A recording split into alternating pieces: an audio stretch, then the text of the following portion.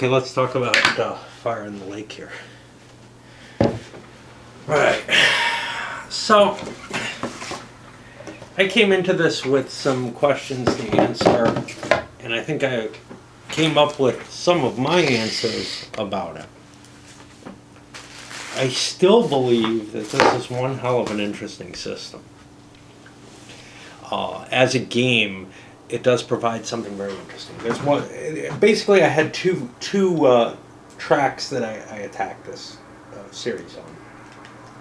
One is, as a game, does it adequately, provide the full gaming experience? And the only flaw that I've seen towards that is the tendency for the game to come down to the last card as luck. Well, in this game it didn't happen, but I think I was doing a very poor job with the insurgent players in this. In most of the games that I've seen of it, when people get kind of competent, there is a barrier. There is a certain learning curve, but it gets fairly fast. The balance of power mechanism in the game is enough to make sure that people who kind of are all at the same level can pretty much make sure that they can keep each other close and keep each other from winning. That may not be the case in this one. This one may be more... you may be more able to affect your chances of victory early in the game, especially as one of the coin powers, or as two of them. I think the two coin powers may be able to work together in some really ugly ways and kind of make sure that neither of the insurgents has a chance, or has much of a chance. But when you're playing that game, somebody gets the luck draw out of the coin players if they manage to pull that off. And that's kind of a worry here. I didn't see it. I don't feel like anything like that occurred in either Andean Abyss or Distant Plain, where I felt, and again, it may just be that I screwed up with the NVA so badly that I just didn't get them, that I didn't get off to the right start. But I'll tell you what. If the NVA is doing what I think they should be doing and laying the groundwork for the game in the first, in really the deck with the first coup card in it, or the first two coup cards, say, that's still a lot of room there for the US and the ARVN to put themselves in a position where one or both of them is close to winning and a single card draw could give them the game. That's the campaign game. Maybe... some of the later start versions don't have this this particular issue. And I'm fine with it either way, because as a game, you may be better off playing one of the later start scenarios because of that. If you don't like that idea, that's a couple of the players maybe have an unfair advantage early in the game, that they might be able to get an early victory. You also would be coming to a game expecting, if you're expecting to play the full campaign, expecting to play a fairly long game. I got about halfway through, so I'm guessing this is going to be at least an 8-hour game for the full campaign, and probably more than that if you're playing with a lot of people like me. But... And that could be kind of disappointing to some groups, to show up to play, Fire in the Lake for 8 hours and it's over in 2. And not that that happened to me, but that's the scenario that I'm postulating, is that even if I screwed up, I think it's possible that the coin players could dominate the game early on and give themselves a chance at either of them getting a victory and no one else getting. And if that happens, you could end up walking away, hopefully you brought something else to play, right? Some lighter stuff, or just in case. It's always a good idea to have some backup plans. Okay, so that was one of the issues, was, hey, is it always going to come to the last card? Well, this one I proved that it's not, with sufficiently bad play, which I think we all knew anyway.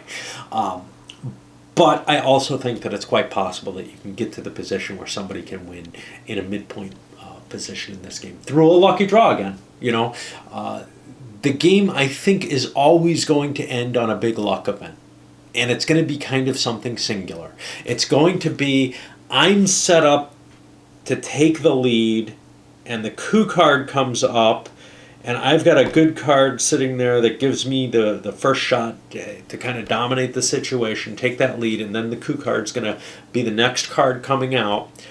And I know all that, and I can engineer the victory just because of how the way the deck falls. Okay, well, that may be the case for, in my game, for the U.S. and or Arvin. It was not the case for either of the insurgent powers.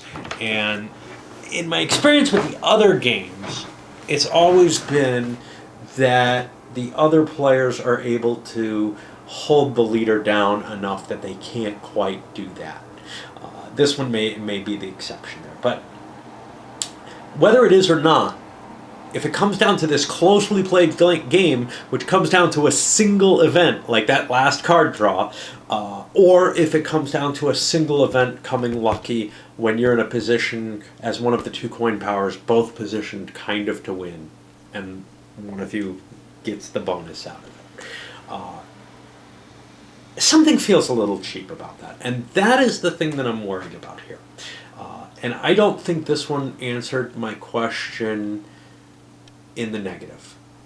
If anything, I'm still somewhat feeling like there's going to be a singular big event. You have to build up for it, but you also have to get lucky.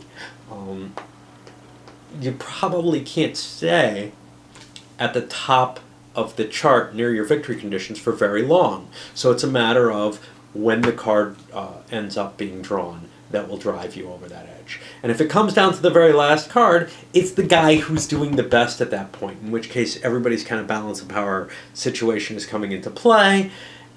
You don't know who's going to get the bonus, and then you know all at once, and that person pretty much wins, just based on the ordering of the cards. There are other games that you could make similar arguments with. You could probably make a similar argument with it in, say, Here I Stand, where you could say, okay, if I'm in a position close to my victory and I get an awesome hand out of that, and other people get a weak hand or whatever. But it just feels like there's so many more variables. It doesn't feel like the flip of one card or the roll of one die has just decided the game the way this does. It's not entirely the truth, though. I mean, certainly you have to play well. I'm just saying that I think there's a fairly shallow learning curve to get up to the point where you can play that well. Now, I may be missing a big part of it because I haven't played them all that much. I think this is my maybe fifth game of the series and first game of this. So, there may be more layers of strategy that I haven't seen above. I certainly have always been playing a very opportunistic game, trying to push myself to where I can take advantage of that event when it happens. Maybe there are more clever ways to do things, and I wasn't able to do that completely in this game because, for example, the NBA never quite got to the, hey, I'm in the position where I can put myself near victory. I didn't get the idea of how they have to generate their points until it was too late. I feel like I had that idea later in the game. You wouldn't have seen much of it on the board, except my last turn where I put more bases out. I was too slow in getting bases. I feel like the VC were on a way towards a strong position actually as well, though, and they were a little slow at getting started though too. It's just a matter of getting a learning of that, and that may have made things much easier for the coin. The other thing, and this is the more damning thing for me playing it solo. Because honestly, it's kind of cool when you play a game and you're scrambling and struggling and trying to hold things all together, and it does come down to one little bit of luck as to who ends up winning. That's not that terrible, as long as you really did have to fight. And you do have to fight in this game. You really do have to scramble and grasp and think really hard. If you play without considering all your options at all, well, you'll end up behind in any of this series. So it definitely rewards a level of skill. and it rewards a level of effort. That effort's a little painful for me, especially solo. But the other aspect is that solo, I don't get much of a picture of what's going on. And, you know, the 2 times that I have played these games solo, later in the game, I'm starting to win myself over. When I play it opposed, I get no picture whatsoever. I am completely concentrating on trying to win the game. And that's actually what I don't like about playing some games opposed, is that I lose something that I love so much. But I think if I were to play this system more often solo, I would start to get more of that picture that's familiar to me in war games, in economic simulations. And this game and this series tends to be very good at simulating a lot of what's going on. I do have some iffy questions as to the goals of the game. Don't really represent the goals of the powers at war overall. But if you kind of step back and say, okay, we're not trying to win the war as the U.S. We're trying to get to a good, stable position where, you know, the U.S. population is not protesting the war, yet we're overall winning in the field, then their victory conditions make more sense. It's not saying you're going to win the Vietnam War. It's saying you're trying to get to a healthier kind of midpoint of the war, honestly, because the game only goes into about 70, from which it is more likely that you will be able to maintain a successful coin operation. What about with the South Vietnamese? Well, their position is even harder. Like I said, they're almost the criminals in this game, because they're the ones trying to steal resources, in this case from the foreign aid. And yes, they have an interest in maintaining control of their country, but it's mixed with how much they're siphoning off the top. And there's no question that many of the corrupt government officials in the RVNA were intent on that, and this manages to cause that activity, but it does make you as a player feel a little funny about what you're up to. I feel like the goals of both the VC and NVA are much more reasonable. The VC don't particularly want the NVA to take over the fight, and the NVA need to take over the fight. They need the VC out there to help soften things up, but they want to be the final ones taking the actual control, as opposed to winning over what might be almost a democratic movement on the more VC side. The democratic movement, of course, with, you know, mines and bombs and assassinations and stuff like that. But democracy can be ugly sometimes, right? So in both cases, I don't feel like I've completely allayed my worries about the game, but I also think that I've partially done so. And it is good fun to play, especially opposed. The deals that you find yourself cutting in this game in an opposed game, you know, the Arvin kind of looking over to the VC and saying, I'll tell you what, I can soften up the support there for you, and then I'll pull out and you can move in and take it. I just need to squirrel some cash away, and that's not a terribly important location to my plans. And the U.S. being there, you can definitely see that kind of, you know, I really enjoy the deal making that happens in these, even without the fully criminal element in this one. I feel like at least the Arvin is enough of a wild card in there. But I do think it's quite likely that the Arvin and the U.S. are going to come up with an attempt to try to make a stable chance for both of them to win early. It might involve a little heavier commitment early on by the U.S., but they don't really need it too early. And if they do go in for a heavier commitment early on, or midway through or whatever, then they're kind of abandoning that. They're playing for a longer game. And I don't know what their chances are in that. It kind of was beginning to look like I was hitting a tipping point as it was, because the VC were getting so powerful. It looked like the Arvin, though, wow, if they steal enough money, they don't care too much about their land, right? They'll have nice Swiss accounts all set up for them. So that's kind of a weird dynamic in there, where maybe the Arvin isn't as interested in a 50-50 shot with the U.S., but they may be willing to play towards that to some extent in order to get to that longer game where they have a shot, even if they're not doing well, just because of the patronage.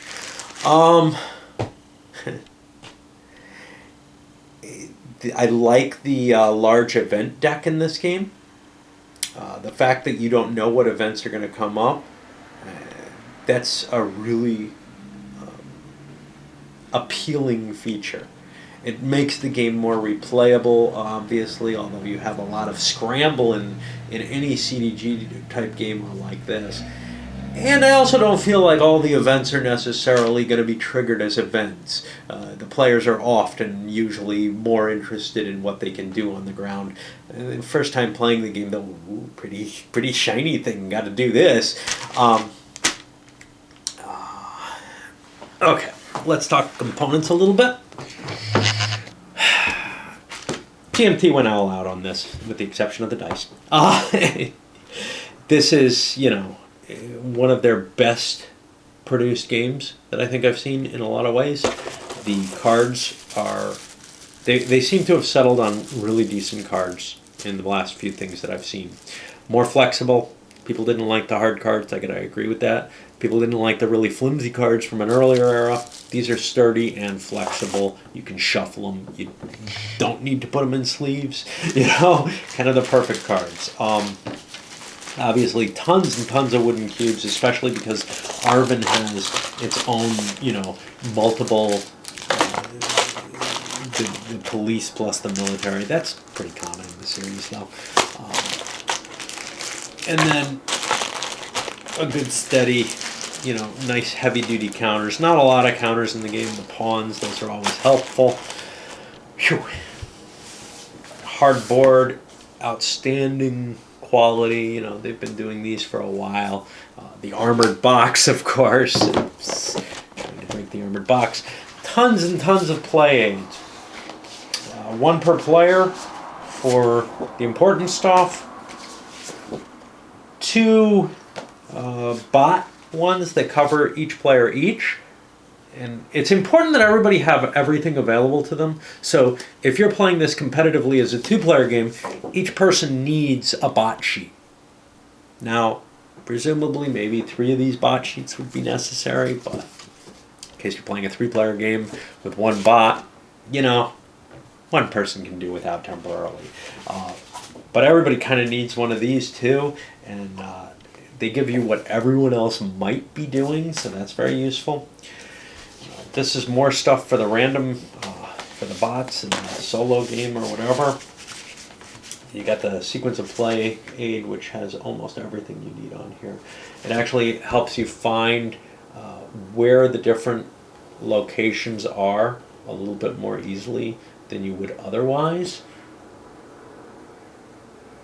A lot of information on what the value of things are, so you don't have to be looking at the map all the time, I suppose.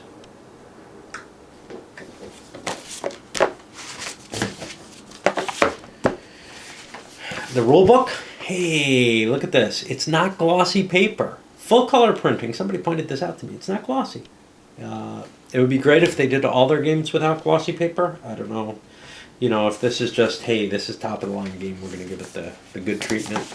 I would prefer black and white printing to color glossy any day. But the color matte is nice. Grognard's favorite index, or card index. There is descriptions. I don't even think I read the designer's notes here. Wow, that's weird of me. So both Volko and Mark wrote their own designer's notes for it. And then there's an additional set of discussions of how the bot game was played here. Every single card is detailed in here. Now, the rules, the cards,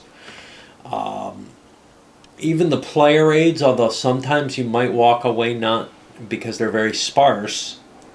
Same with the rules. The rules are kind of sparse too. Basically, not a word is used that's not needed, which can be problematic. You're not given a good picture of what you're going to be doing or why you're doing it. Very procedural rulebook. But it is completely nailed down. I mean, as far as I could tell. I almost always find something where, I find an error in the rules. But what I'm finding more and more is anything by Mark Herman these days, he absolutely nails down every last little rule so that nobody can come to him and say it's wrong. Now, that's not particularly my style and flavor of rules. I would rather they be a little bit more verbose and a little less worried about getting everything absolutely precise. But I know some people want it to just be perfect, and I would say he does perfect rules, just not my taste of rules. Let's see. We got this playthrough, which, again, I don't read these at all. I really should have read the designer's notes, though. That would have helped me understand the stuff that I didn't understand. I didn't think about them because they're tucked in behind these cards. Oh. But overall, my impression is pretty damn good. I think it's as strong an entry as the others that I've seen for the most part. It is a different game. One of the problems I had was kind of this feeling of they're all the same. They're not. They're no more all the same than some of the 18xx games are, or your common traditional hex encounter war games. You could say, well, they're all the same. It uses the core system, but the actions for each player are so different, and the interactions between them are so different. It's not just like the cards are different.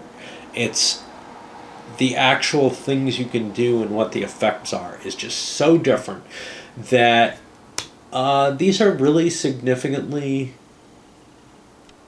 different. You're getting a real different simulation that is pinpointed to what is going on in that situation. It may be, it's tainted by the designer's view, obviously, right? And it's tainted in another way by the necessities of the system. The system has certain requirements. So, for example, they're all 4-player games, and you've got to kind of figure out where that strife is, and maybe some of that strife gets overemphasized by it being a 4-player game instead of it being, say, a 2-player game. On the other hand, the 2-player game would have to have lots of special rules to incorporate that strife, whereas the 4-player game might generate the exact correct strife, and it might also generate what-ifs that are believable as well. Certainly every game that I've seen of it that's come out, there's a sensible strife there, and the actions that you take and some of the dicky things you do to your allies make sense. My feeling on these is that pretty much everybody who's into heavier games, obviously if all you're into is kind of a light kind of social gaming experience, this isn't for you. But everybody who's into more heavy games should probably give these at least one try. I know some wargamers who aren't happy with them. A Euro-ish feel, I can understand that. You see all those wooden pieces and everything. But these hit the key components to what makes a wargame to me. They are strong simulations of military situations. The focus is on the military. Granted, there's political stuff going on and economic stuff. There's a high level of abstraction, obviously. You don't have, oh, look, it's a 5-4-3 armored unit that, whatever. You don't have that aspect of it. You don't have individual unit strengths and whatever. But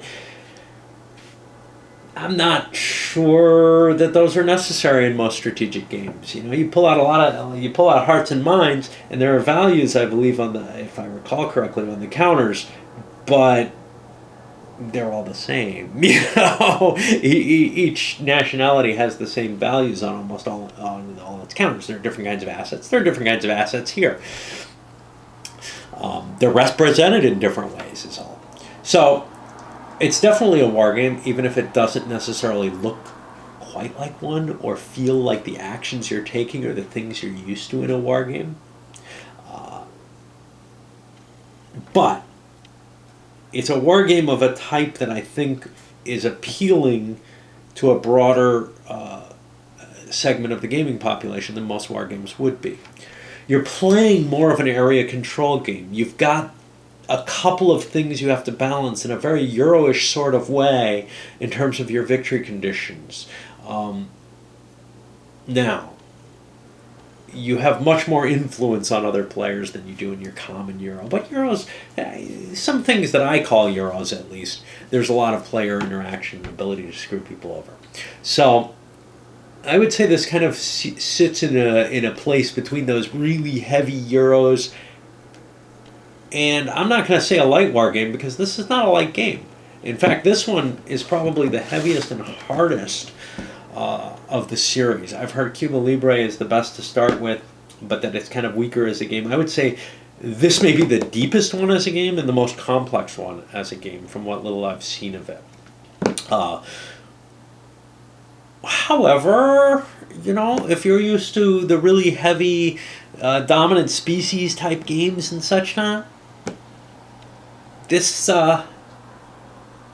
probably isn't beyond, you know, what you're able to cope with. Most of it is not rules.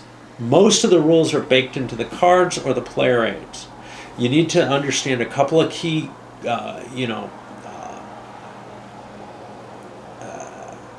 mechanisms, and the rest is spelled out for you. You might have to look back in the rules to see, is that what they really mean? You know, and usually the answer is yes, it's what they mean. If it's not yes, in this case, it's, yeah, you didn't read it right. You know, you needed that clarification.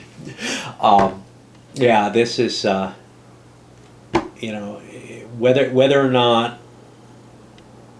I can't tell whether or not it's my kind of game still. You know, I'm still on the fence about it, but I have a tremendous amount of respect for it. And I really do think that, you know, anybody who's into this heavier kind of game, whether it's a war game or not, should give these guys at least one try. I'm on 5 games or so and still not sure. I have fun with it. I enjoy it. That's the important thing, right? Yeah, but how many more of them do I need to buy? You know, at this point, I'm pretty sure that when A Distant Plane comes up, if, you know, again, around on the next printing, that I'm probably going to end up picking it up. I had a lot of fun playing that. Cuba Libre, interesting to me, but I've been kind of juggling with the idea. And I still think you can do the French Revolution with it. If anybody's interested in it, there's some discussion of it over at the Game Box, and then also, and no way in hell I'm doing it, by the way. And also, I chatted a little bit about it in the videos.